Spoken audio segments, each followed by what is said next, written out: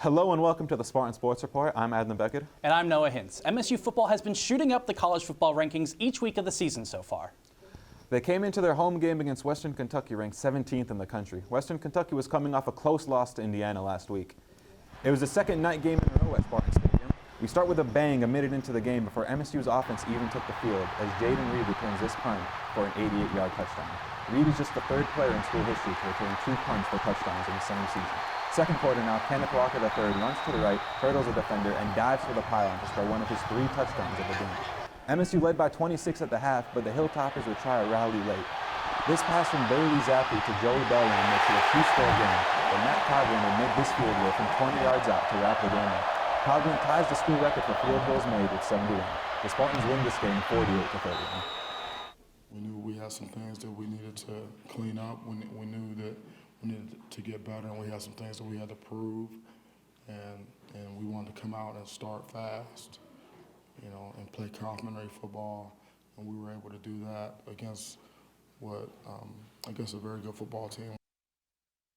Now we welcome in Impact Sports football beat reporter Aiden Champion. Aiden, a lot to be excited about this team, a 5-0 start. Who are some of the players that have really caught your eye early in the season? I'm going to go with the big 3 on offense here, and that's Jaden Reed, Kenneth Walker, and Peyton Thorne. Kenneth Walker has really solidified his name in the Heisman candidate race this year, especially after this game against Western Kentucky. Still leads the nation in total rushing yards. Jaden Reed now leads the nation in total all-purpose yards, and Peyton Thorne came out against Western Kentucky on Saturday night. And Peyton's not usually the biggest stat patter, but he came out and for the first time this season threw for over 300 yards. He's really breaking out. Now, while they are 5-0, not a single team they've beaten has a winning record at this point in the season. Do you find that to be a reason to pump the brakes on the hype train? What I take away from that is ultimately they are 5-0, and a lot of people do not expect this team to be at this point where they are right now. And I think they still have one of the top offenses in the nation right now. And that's going to be valuable going ahead when they start to get into these the heart of these Big Ten games. Yeah, and I guess to that point, they've played Nebraska already, but the break against Western Kentucky in the middle. How do you think they're suited to go into this stretch of Big Ten games? Well, I think they are suited. Yes, it's going to be a challenge, especially now that they're going on the road and back-to-back road Big Ten games. And then they start facing some of the ranked Big Ten opponents, and that's going to be challenging. The worst is yet to come in terms of their schedule, but I think they have it in them. I think they've learned a lot from these games that they've won so far, and I think it's going to prove to be valuable for them going forward. Well, Aiden, thanks for joining us. The Spartans look to continue this undefeated run to the season as they travel to New Jersey next week to take on Rutgers. The men's soccer team had a tough loss against Indiana last week. Another good team in Penn State came into DeMartin Stadium on homecoming Friday to take on the Spartans.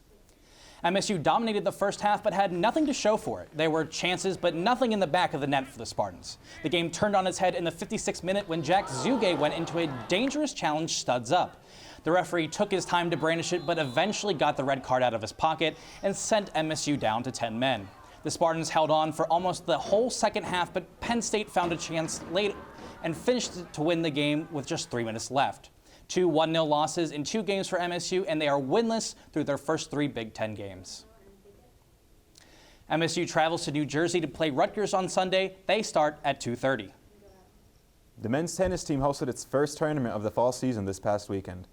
The annual MSU Drobak Beeman Invitational brought 7 teams to East Lansing for matches from Friday through Sunday. The Spartans finished 16-19 in singles and 10-10 in doubles. Luke Bayless won his single match Sunday afternoon, winning in straight sets 6-2. I think, we're kind of in the middle of the Big Ten right now, and I think we just got to get some of these big wins against some of these crucial Big Ten teams to really take it to the next level. And I think that's our goal. We want to make the NCAA tournament. We want to make the big dance. The team will travel to Kalamazoo this weekend to take on their in-state rivals, the Broncos, for the Western Michigan Invite.